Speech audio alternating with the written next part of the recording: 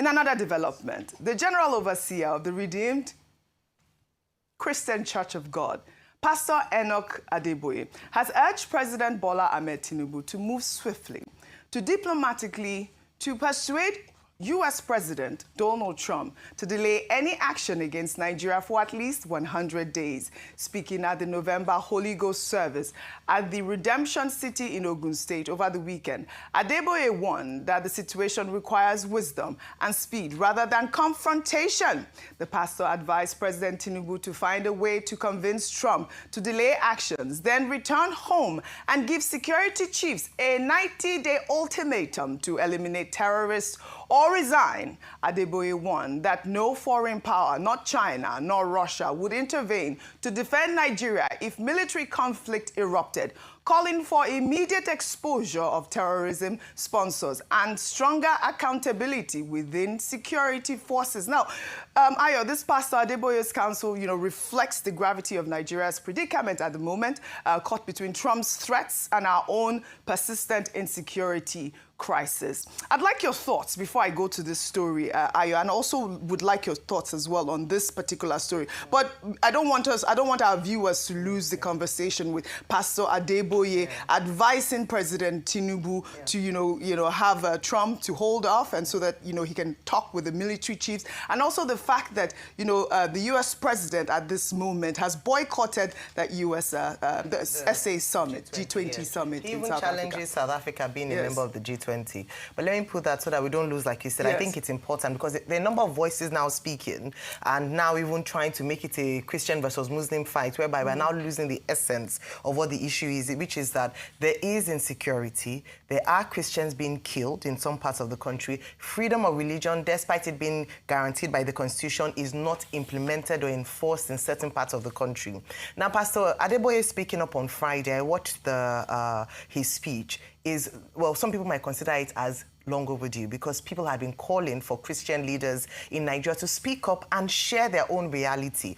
I say this because many of these churches have their branches or by nature of their influence understand what's going on in these parts. They have reports from some of their pastors who have been killed and members who have been attacked or churches that have been burnt. Yes. So they understand the real issues that are going on. But I think his statement then put to rest why people had been asking, because he said that in the background he had been engaged with not just this current president, but previous presidents in trying to find a way to solve the problem of Christians being killed and generally the insecurity in the nation. Adding to his voice, we have the PFN president, Bishop Wale Oke, who stated emphatically that there is genocide against Christians. He has spoken concerning his constituents. Pastor Paul Enenche has been very consistent in calling out for this. We have pastors, of course. Bishop David Oyedepo is very vocal as well about it. So what I'm saying is that the people who are affected, the main stakeholders, have come out to now say that this is really happening, solve the problem. I do think that Pastor Adeboye's advice to the president is in good stead. To ask for some time from the president through diplomatic conversation, and that's why we've maintained on this table that please let us open diplomatic channels, and like Dr. Bati had mentioned, if we have to bring in experienced diplomats to the mix, let's do so, and let us ask for more time. If we're saying that we can solve the problem, give marching orders to these new service chiefs to fix the problem in 90 days. We know that Nigeria can fix the problem. We know that they know the people that are behind this terrorists, those who are funding the terrorists. They know. They know who they are. Well, do they have the political will to actually go after them?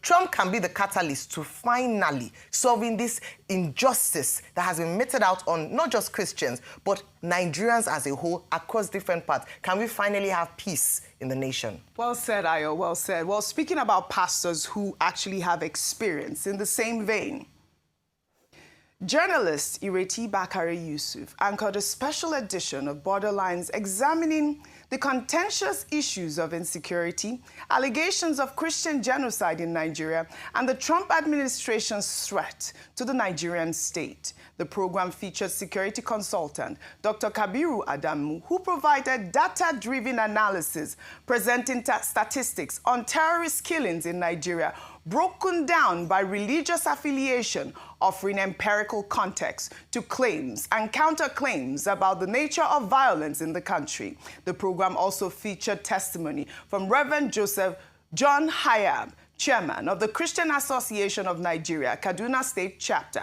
Reverend Hayab, shared harrowing personal testimony, revealing he had buried almost 2,000 people in Kaduna in the past, with over 300 more deaths following the 2002 Miss World riots. He expressed frustration on how attacks on Christians, including burned churches, killed pastors, and wiped out families, are routinely dismissed as mere communal clashes rather than targeted religious violence. Let's take a look. I'm speaking as the pastor who buried the almost 2,000 people in 2000 in Kaduna. Quote me, my name is Reverend Hayab. I'm speaking as the pastor who also did the mass burial of the over 300 people of the Miss World Beauty pageant on the 23rd of November 2002. I'm also the pastor who came out publicly to denounce the Danish cartoon in 2006, but it later leads to the death of Christians in Maiduguri and death of Christians in Bauchi. So I have been around and I think I know this story. Listening, we are coiling it into the politics of America as if we are not in Nigeria. Sincerely speaking, there has been killings of Christians in northern Nigeria before even the advent of Boko Haram. I was in Kano. I just left Kano with 1 week, and the killing of the visit of Reabonke happened. People were caught. You know, it's a different thing that you are shot to death. It's something else that you are caught to pieces, caught by the neck, caught hard to death. I saw these cops. I had to run back. My pastor asked me, why did you come back? I said, no, I just left for Kaduna 1 week, and then I heard what happened to my people in places in Kano. I just came back. I was the pastor who first came out to condemn the Danish cartoon because I knew what was going to follow. But despite that effort, Christians were killed in Maiduguri. In Maiduguri in 2009, when Boko Haram started, they were never attacking Muslims. They actually went for the church because they said, we are infidel. Vimbai, this was quite explosive, but let's take a look at the summary of attacks on places of worship as presented by Dr. Kabiru Adamu over the period of 2021 to 2025. He drew up this chart. It says churches, a total of 121 incidents targeted churches, resulting in 389 abductions and 110 killings. The years 2021, 23 incidents occurred. 137 people were abducted. In 2022, 33 incidents occurred. 74 people abducted and 47 people killed. I mean, this appeared to be, the peak years of this specific type of attack. Now, for mosques, Vimbai, are you watching? Over the same period, a total of 75 incidents targeted mosques, resulting in about 263 abductions and then 142 killings. Notably, mosques attacks recorded more fatalities. It showed a total of 142 versus 110, despite having fewer incidents and fewer abductions. Also, 263 versus 389 overall. I mean, the year 2025, he says, saw the highest number of killings in mosques, a rise to 51 from 10 incidents. So the insecurity is speaking, as you see in that graph. Well, this critical conversation highlights the complexity of Nigeria's security challenges, where legitimate concerns about religious violence intersects with geopolitical narratives and domestic politics. Reverend Hayab's testimony of burying thousands cannot be dismissed. Yet, Dr. Adamu's statistics reminds us that terrorism affects Nigerians across faiths, while as Trump threatens Nigeria over genocide claims, the question remains, are we addressing security with facts or solutions? Or allowing foreign powers to weaponize our tragedies for their own political agendas? And these are the sort of questions that are out there. And I think that this is what the federal government needs to study. These are people that are speaking. We have security experts. We have pastors, we have priests that are willing to give account. I remember that we hosted the Arewa community here, and one of the statements that I took dear to my heart was, why was it that the federal government left this whole insecurity issue until Trump wrote that tweet, instead of, you know, conducting or setting up a judicial panel of inquiry to have all these actors come and we investigate and tackle the problem, which is what I think should happen now, as Pastor Adeboye has also suggested. Your thoughts? Gosh, there's so many things that come to mind with this, OG. I think number one is data. Data, data, and data. I have to continue to emphasize that, because we see independent people coming with, you know, with various elements of their data, with their own research, which is important. However, this is where we now see the vacuum that has been created by the fact that we're missing data. We're missing official, verified data. Now, again, I think I want to echo what my colleagues have already said. Ayo and Rufai have already said. Let's be careful about breaking this down into, you know, Christian and Muslim and so forth. And let's come together now and focus on the issue at hand. The issue at hand for me, OG, I think is the insecurity, number one, and number two, it being weaponized by foreign powers. Now, I love that you brought South Africa, because let's bring that into context. Over the past 24 hours, the group that went to report white genocide, that's AfriForum, that went to report that to Donald Trump, have actually backpedaled. And they've come back and said that, oh no, they never said there was a genocide and they're sorry. Now, this is an important thing to note, because in the South African context, there isn't this data that we're seeing concerning Nigeria. It doesn't exist in South Africa because the genocide genuinely doesn't exist. There's no evidence of it whatsoever.